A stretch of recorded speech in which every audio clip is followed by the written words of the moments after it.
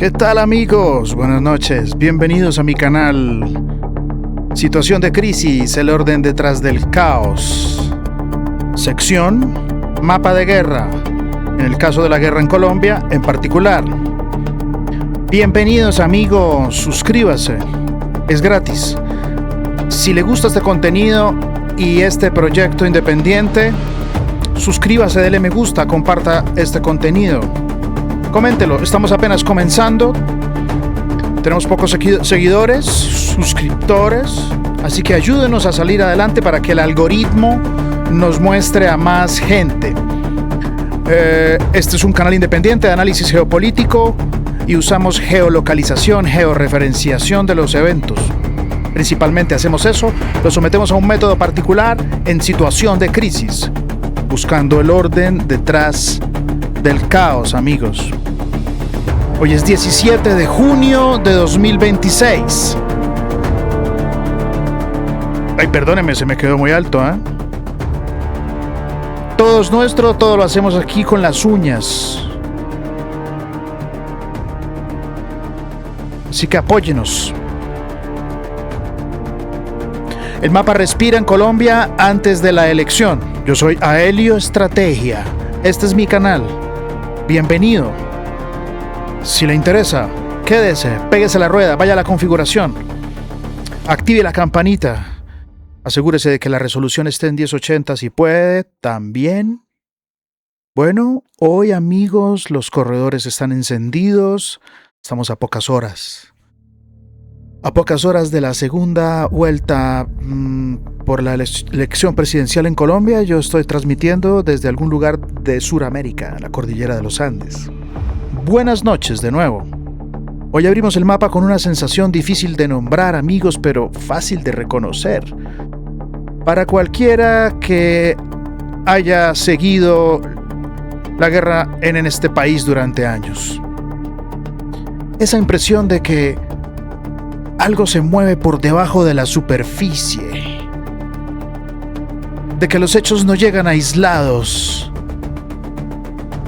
De que una carretera cerrada en el Caribe, unos drones hallados en el Cauca, una liberación en Arauca y una zona de ubicación temporal en el sur, en el Gamués, no pertenecen a mundos separados, mis amigos.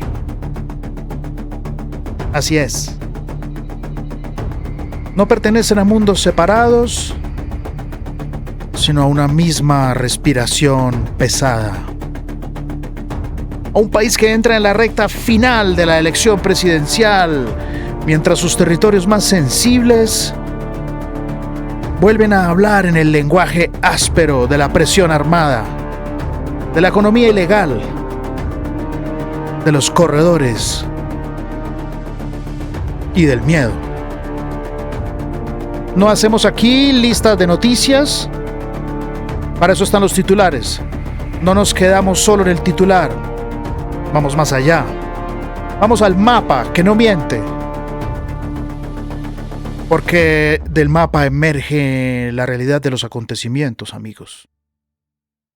Así que hoy recorremos el mapa mirando dónde se enciende cada punto, qué corredor queda comprometido, qué actor aparece, qué actor guarda silencio, qué se repite.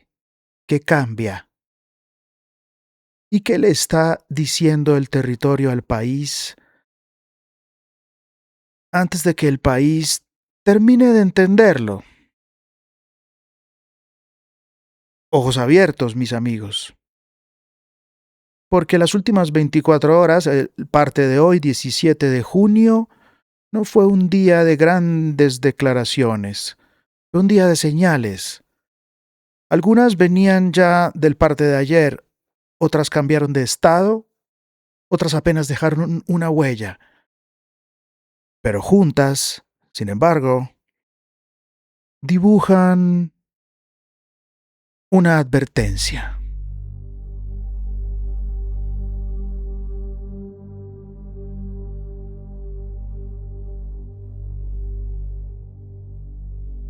Vamos al mapa, acto 1. La troncal del Caribe, Una carretera, una troncal que se ha convertido en termómetro. Ya habíamos estado allí en el parte anterior.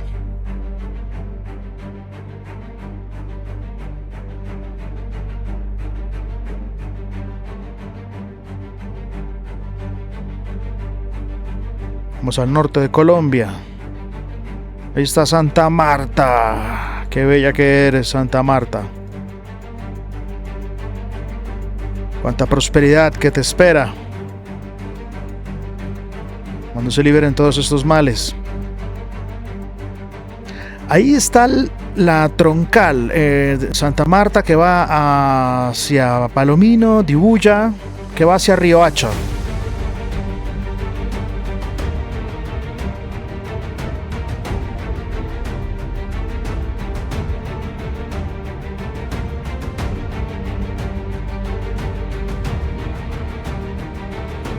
Hemos indicado en el sector de Palomino, sobre la troncal, los bloqueos en el parte anterior y los combates que se sostenían en la zona, en este costado de la zona montañosa de la Sierra Nevada de Santa Marta.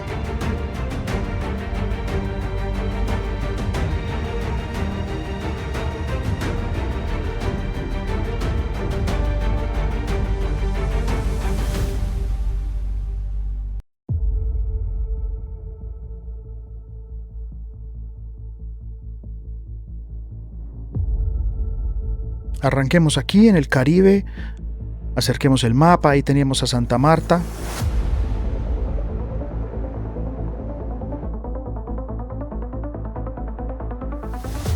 Subamos hacia Calabazo, Mendihuaca, Buritica, Palomino, Dibuya.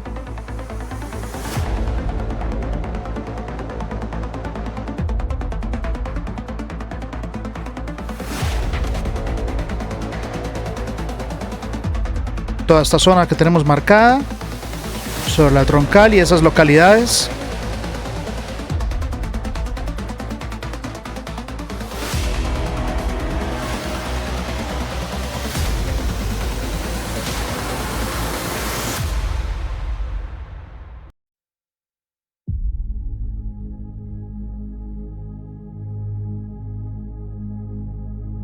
Dejemos que la línea de la troncal del Caribe aparezca completa como está allí, porque amigos, esa vía que muchos asocian con turismo, con las playas, los buses que van y vienen, las vacaciones, ha terminado convertida en una de las claves del parte de hoy y en desarrollo de ayer, y con miras a las elecciones.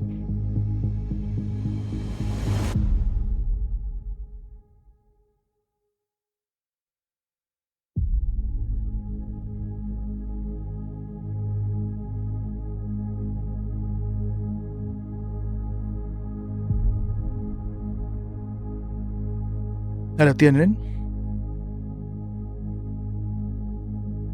No vimos una simple congestión vehicular ni una protesta más o una simple protesta de carretera.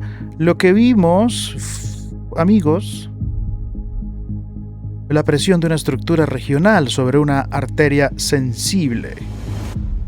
Una vía donde se cruza el turismo, el abastecimiento de la región, el comercio, comunidades indígenas. Bueno, la recta electoral, de allí la salida hacia La Guajira y las operaciones de la fuerza pública.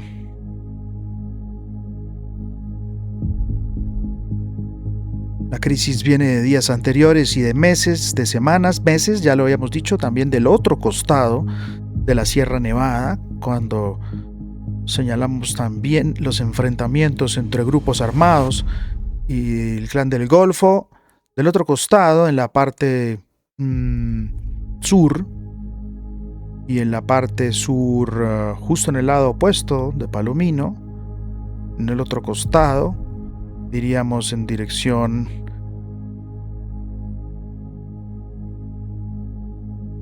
aquí ustedes lo tienen, en este otro costado, al suroccidente, costado suroccidente de la sierra. Aquí estamos mirando hacia el sur.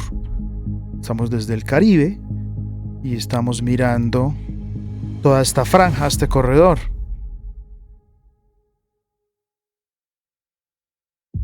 Bueno, la atención y los reportes de operaciones militares aquí contra las autodefensas conquistadoras de la sierra. Cierto, no son de hoy.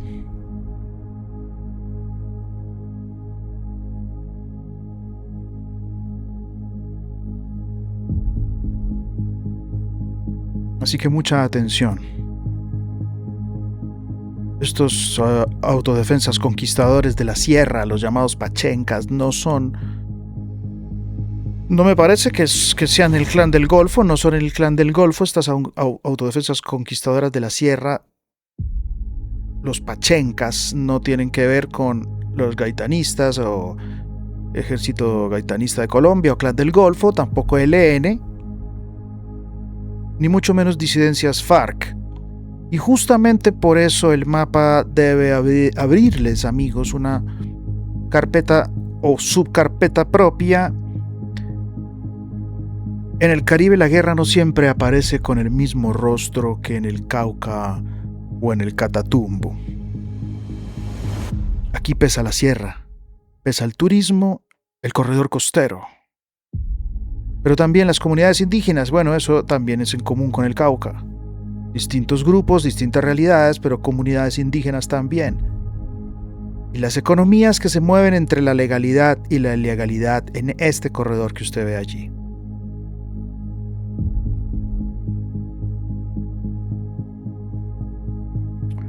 Por eso es que el poder no se demuestra ocupando todo el territorio. Se muestra escogiendo bien el punto donde presionar. Este es un punto clave donde presionar, amigos, ese corredor que usted ve allí, de la troncal del Caribe. Mantengamos la vista sobre la troncal. Fíjese que el mensaje que queda no es que el Estado haya perdido de manera permanente el corredor, ya hoy fue retomado. O eso es lo que dicen las fuentes. Sería una exageración decir que el Caribe está paralizado o se puede paralizar. No es cierto. El mensaje es otro. El mensaje, amigos, óigalo bien, es que hay actores regionales con conocimiento suficiente del terreno para convertir una vía turística en herramienta de presión. Y a pocos días de la segunda vuelta, tiene una carga política innegable, una carga política enorme.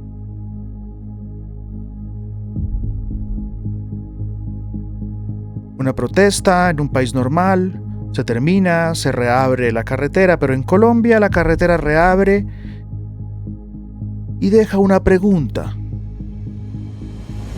Lo mismo que nos preguntábamos sobre la troncal en el suroccidente, la Panamericana, la Ruta Nacional 25.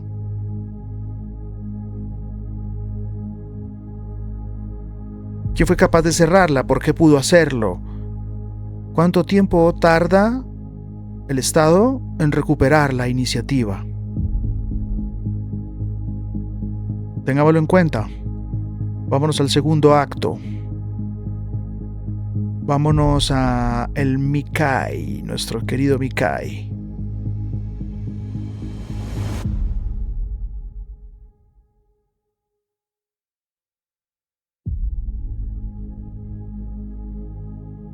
Estamos diseñando un plan para hacer público para la reconquista del Micay, amigos, aquí en situación de crisis. Cañón del Micay, este corredor será conquistado.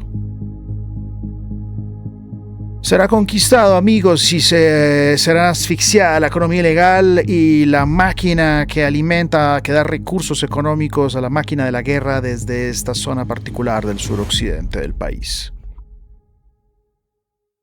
Bajamos al Cauca, el mapa se oscurece de otra manera. Estábamos viendo arriba presión sobre una arteria vial.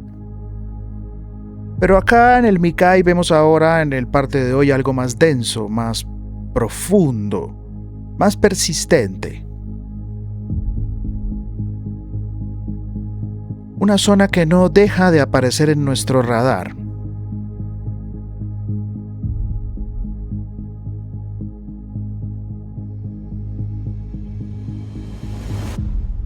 Un territorio donde la guerra no se limita a la presencia armada, mis amigos. Esta es una zona que muestra depósitos, depósitos de explosivos, búnkeres, drones, comunicaciones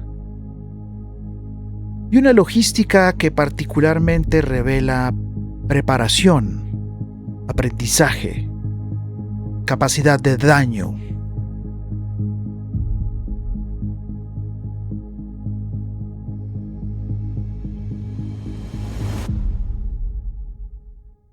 Fíjese usted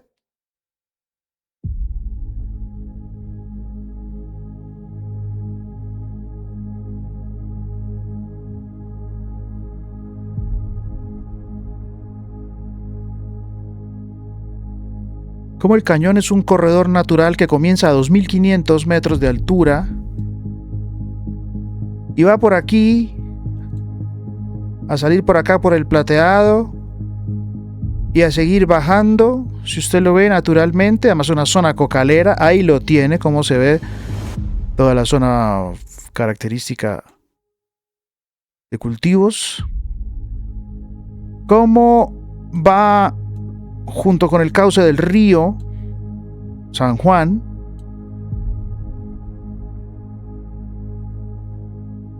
hacia Micay, San Juan del Micay, ya abajo, a prácticamente 50 metros sobre el nivel del mar.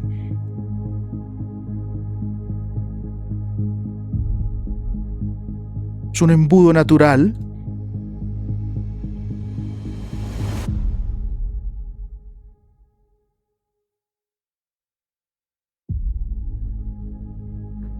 ahí lo tiene la parte sur o más al sur por Argelia y el Mango. Su acceso, digamos, con la Panamericana. Voy a cambiar de layout para que usted se oriente mejor. Si le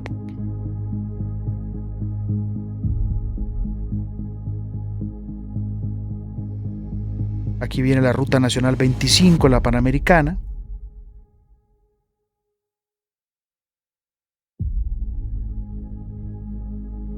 Bueno, mejor el satélite muestra mejor lo que es el cañón del Micay.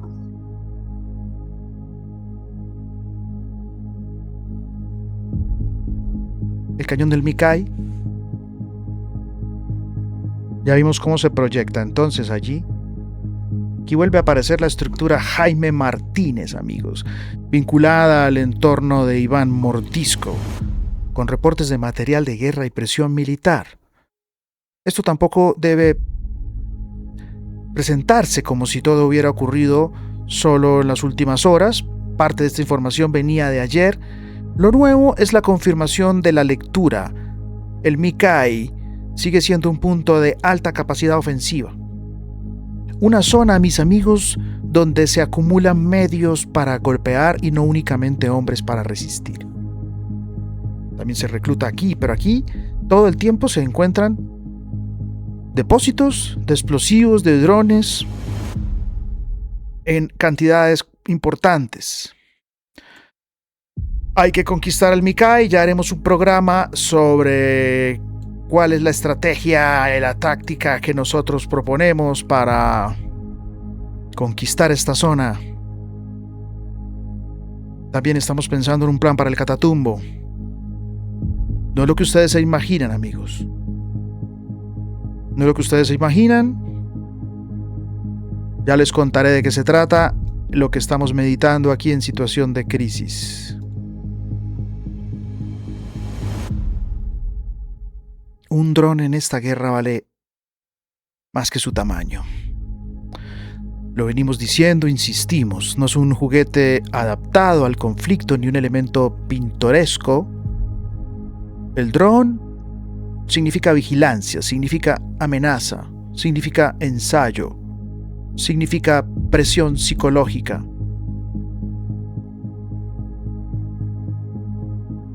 Significa, amigos, posibilidad de explosivo.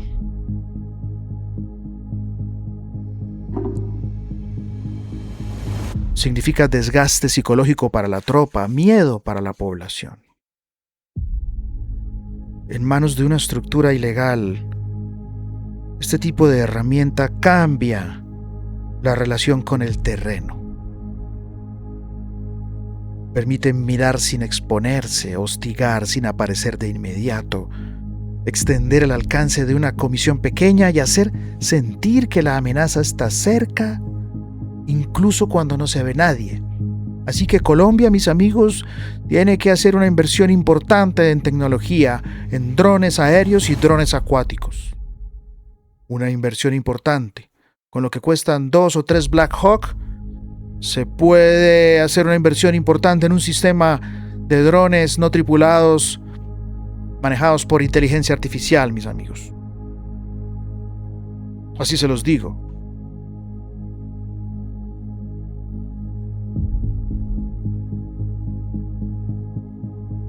Así que mucha atención, lo que hablan estos acontecimientos, lo que nos dicen, que allí se combina la retaguardia con la bodega, con el laboratorio, con la preparación del ataque. Así que este corredor rural tiene proyección hacia vías mayores. De allí la importancia nacional estratégica del cañón del Micay. Para que lo diga, lo cuente, dele me gusta, suscríbase, por favor, busque dónde está, es gratis. Ahí está el link para suscribirse, la pestañita, la opción para suscribirse. Me ayuda mucho si se suscribe, si comparte el contenido, si le da me gusta, para que más gente pueda verlo, el algoritmo pueda mostrarlo a más gente. Porque decimos cosas serias, amigos, y a nadie parece interesarle lo que estamos narrando, pero lo seguiremos haciendo. A ver qué va a pasar con Colombia.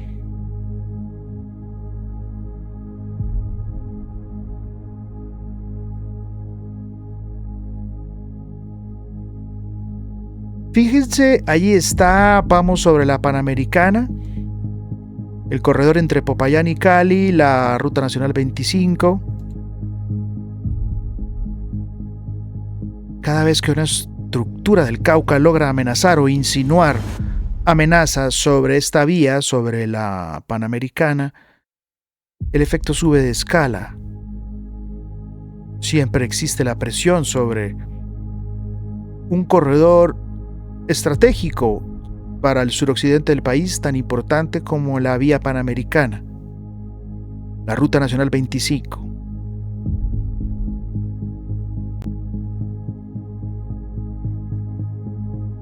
Así que esta vía y este corredor debe mirarse, amigos, correctamente como plataforma. De allí que esta zona siga apareciendo una y otra vez en nuestros partes, una y otra vez en las operaciones y una y otra vez en los temores de la población.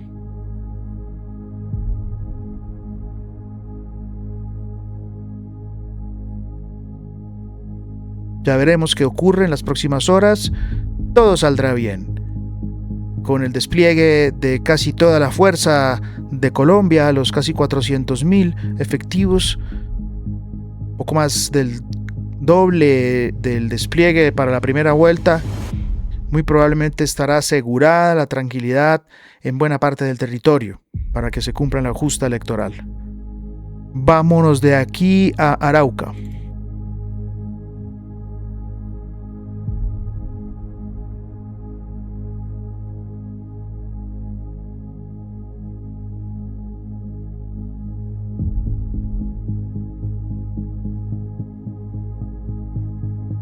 Aquí ya veníamos diciendo, no aparece la misma guerra que en Micay, ni que en el Caribe. Aquí en Arauca el ELN se mueve con su estilo habitual. Una mezcla de gestos o de aparentes gestos, con puro cálculo frío y con la amenaza que obliga a mirar siempre la frase completa, mis amigos, no la palabra suelta. La liberación de 2 policías retenidos durante casi un año tiene un peso humano y humanitario evidente. Nadie puede perder eso de vista. Para las familias, para los liberados y para una sociedad cansada del secuestro, todo regreso con vida importa. Pero nuestro mapa, amigos, no se queda en la emoción del momento. El ELN libera y al mismo tiempo sostiene su posición de fuerza, no podemos olvidarlo. Habla de diálogo, pero se declara preparado para la guerra. Anuncia gestos electorales, pero mantiene la lógica de las llamadas detenciones económicas y de sus juicios, y todavía tiene secuestrados. Se presenta como interlocutor, pero conserva sus mecanismos de coerción paralela al Estado. Esa doble voz, amigos queridos, no es una contradicción accidental. Es parte de su manera de actuar y de existir políticamente. Tenga eso muy en cuenta. El ELN lleva décadas aprendiendo a moverse entre negociación y amenaza, entre el discurso insurgente y la economía armada, entre la frontera porosa y la mesa de negociación. Eso se tiene que acabar, amigos.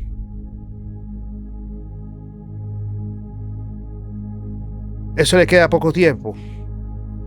Ya veremos. Vamos de aquí al Putumayo y Nariño.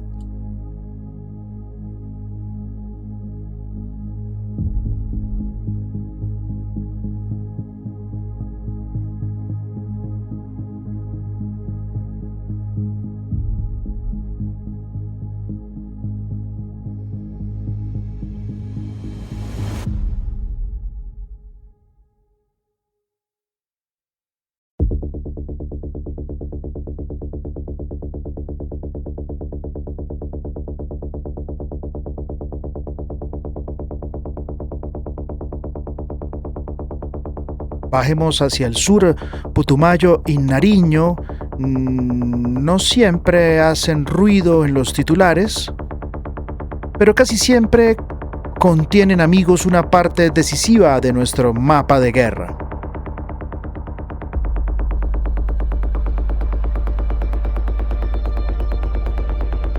Me encantan estas pistas, hechas por nosotros en situación de crisis. Proyecto de Aelio Estrategia. Suscríbase, es gratis, dele me gusta, active la campanita, salimos adelante para poder mejorar nuestros equipos, mapas, análisis, conexiones, etc. Vamos, amigo, vamos Colombia. Vamos.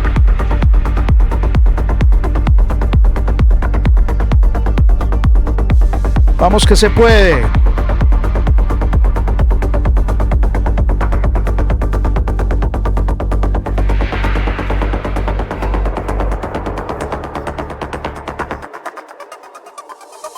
Vamos.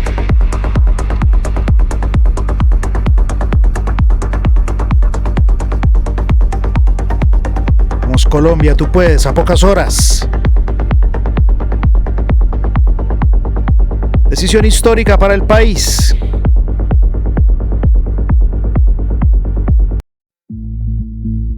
Bueno, ahí lo tienen.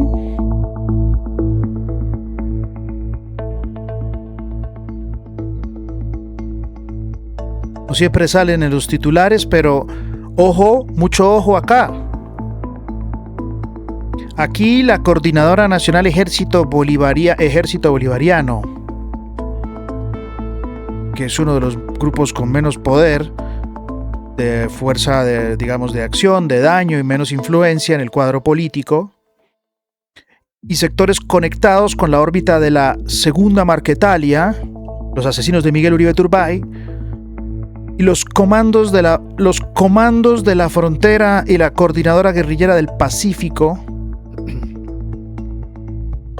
He dicho, la Coordinadora Ejército Bolivariano, conectados con la órbita de la Segunda Marquetalia, Los comandos de la frontera y la coordinadora guerrillera del Pacífico obligan a leer esa geografía que usted está viendo allí encerrada en nuestros cuadros y polígonos de análisis y líneas de corredores.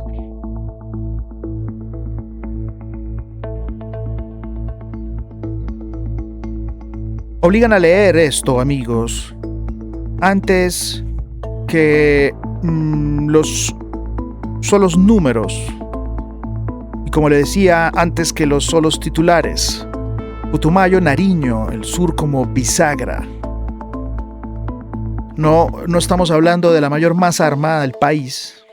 No estamos hablando del mayor número en estos grupos que acabo de mencionar. No se puede comparar con el Clan del Golfo, 10.000 hombres, o con ELN o disidencias FARC. Estamos hablando acá de la frontera que se mezcla con la coca, con los ríos, autopistas fluviales, el litoral pacífico y la frontera con Ecuador, y obviamente comunidades vulnerables que están en medio de esta salida al mar de estos corredores cocaleros y de economías ilícitas. Así que esa combinación vuelve peligrosa a una estructura, amigos, incluso cuando no ocupa el primer lugar en nombres o en subestructuras. Me refiero a esas estructuras que están en estas zonas. De las 5 sombrillas que hemos identificado, Clan del Golfo o Ejército Gaitanista, Autodefensas Gaitanistas. Allí habría que pensar luego en los Conquistadores de la Sierra, pero Clan del Golfo, ELN, disidencias de Iván Mordisco, disidencias de Calarcá, y luego vendrían esta coordinadora bolivariana, la segunda Marquetalia, y los grupos que acabo de mencionar ahora de los comandos de frontera. Son 5 grandes sombrillas, digamos, en las que están todas las demás estructuras y subestructuras. Más de 150. O más del centenar por lo menos, más de 150. Sí. También sobre eso tenemos mapas. Así que el mapa acá debe ser especialmente sobrio.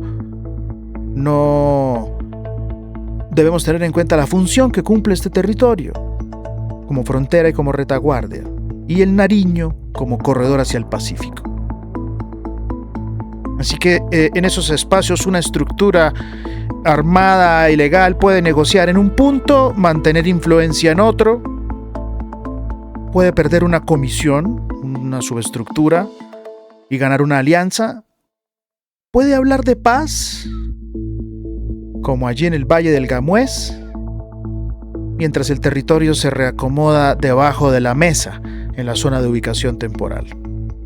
Así que el sur no está quieto, amigos, está bisagra. Así una estructura entra en zona de ubicación temporal, otra está mirando. Si una ruta se calienta, otra aparece, otra emerge.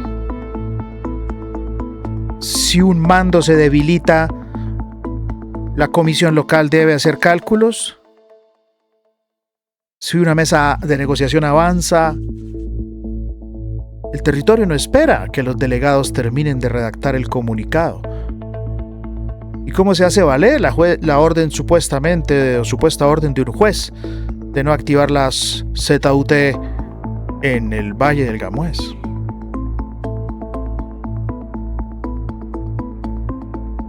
Así que tenemos que seguir observando con paciencia, mis amigos, porque aquí se decide mucho más de lo que alcanza a verse desde Bogotá.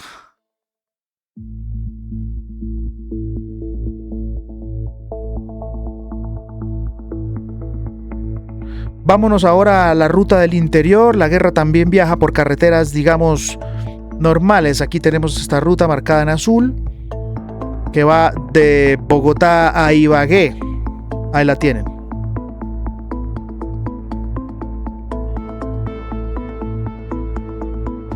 Fíjese esto. Acerquemos la mirada aquí al centro del país, al eje Ibagué, Girardot, Fusagasugá, Bogotá.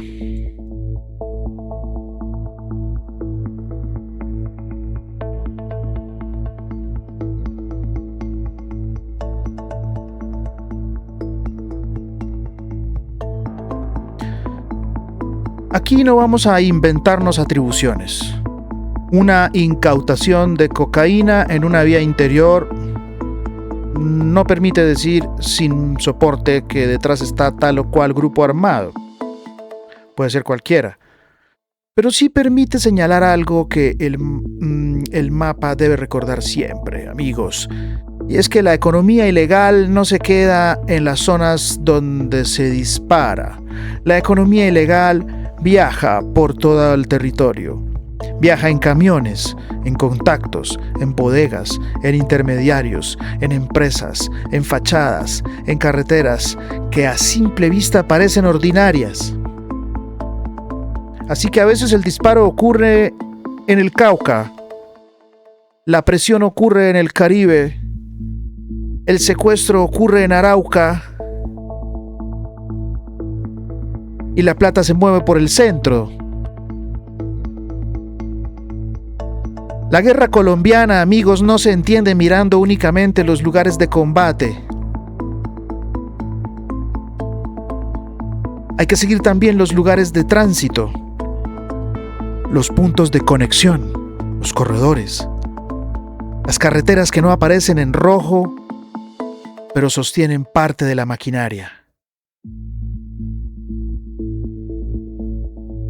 Ese subcorredor interior no debe ocupar el centro de toda la atención, pero sí merece una marca relativamente discreta.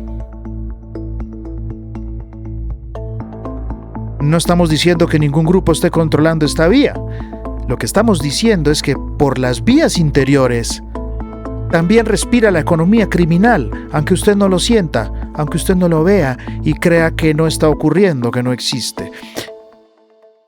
Esa diferencia es importante, amigos, porque debemos ser fuertes, contundentes, pero sin volvernos imprudentes.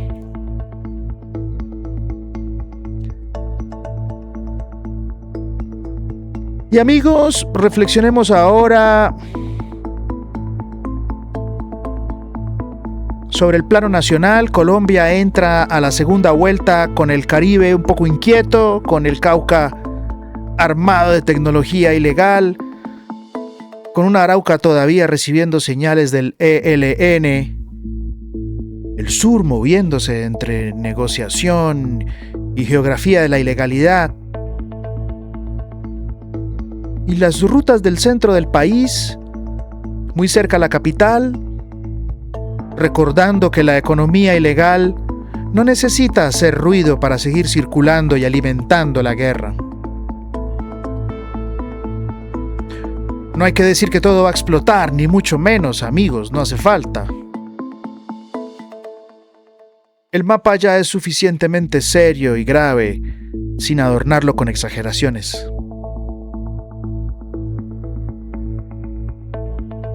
Lo que sí puede decirse, amigos, es que los actores armados están leyendo el momento. Unos buscan mostrar capacidad.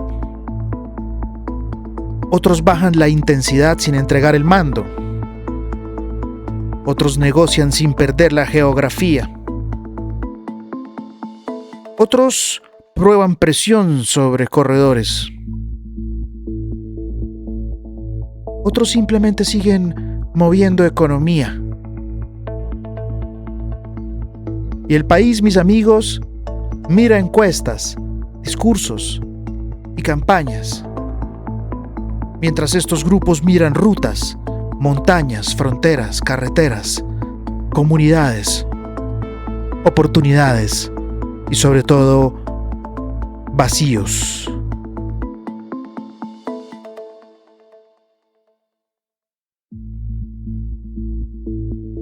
La segunda vuelta, mis amigos, no suspende esas lógicas, las acelera, las vuelve más visibles, les da valor político.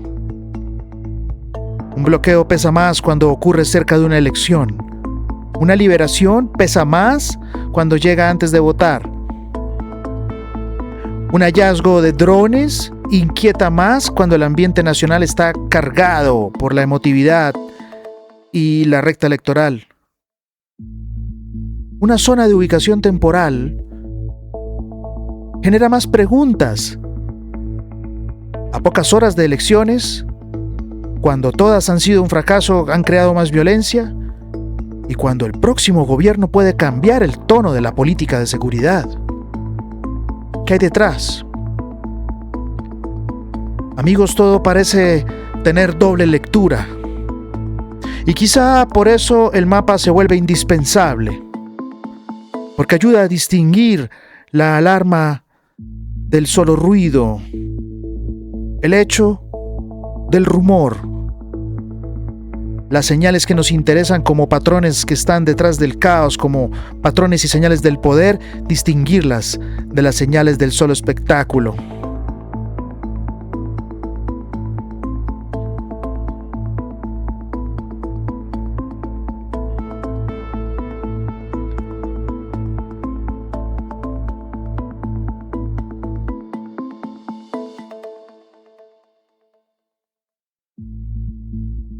Ahí tienen ustedes, Colombia la privilegiada. En el parte solo de hoy. Voy a activar por un instante antes de irnos el mapa general de guerra. Mire, esto es Colombia.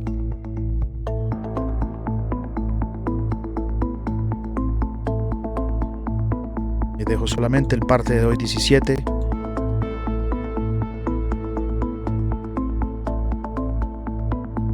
La troncal del Caribe, el Micay, Arauca, Putumayo, Nariño, la ruta hacia Bogotá y la ven en azul.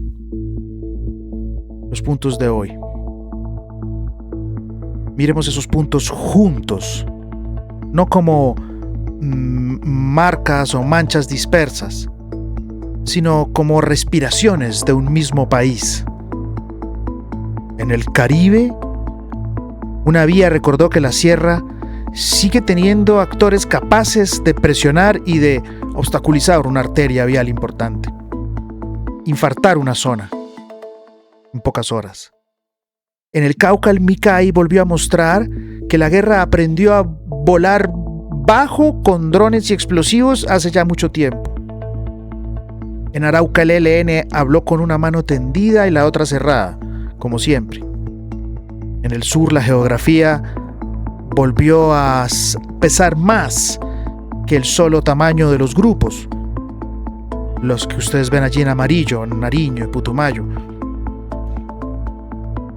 No tantos hombres, pocos hombres, pero una influencia y presión en un corredor muy importante de economía ilícita. En el centro, la incautación nos recuerda a mis amigos que la plata y la droga viajan por carreteras y tienen fachadas de empresas y que parecen normales.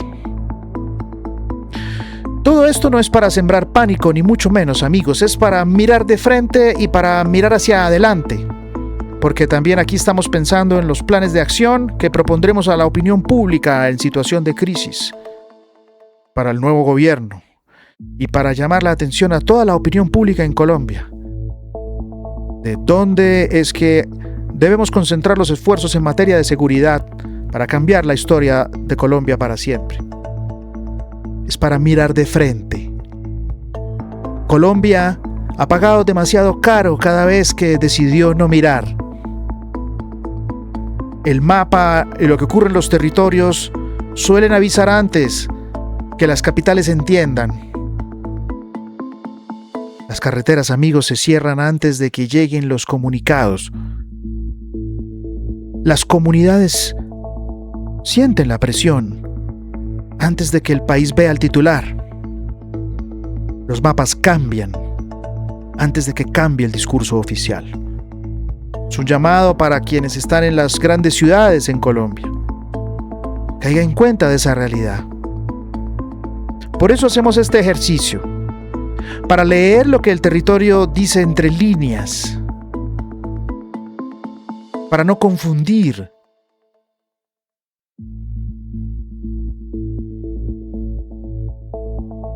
Cada cosa en su lugar, mis amigos, cada señal en su escala, cada corredor con su peso. Hoy el mapa nos deja una frase sencilla pero dura. Colombia no llega quieta y pacífica a la segunda vuelta. Llega con corredores encendidos. con actores midiendo fuerza, con territorios tensos y con comunidades que una vez más están en medio de las decisiones que otros toman sobre su vida. Así que mis amigos, ojos abiertos, suscríbase por favor, apóyenos, canal independiente de análisis geopolítico. Aquí estamos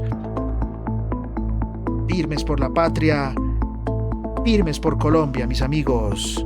Nos vemos, cuídense, Dios los bendiga.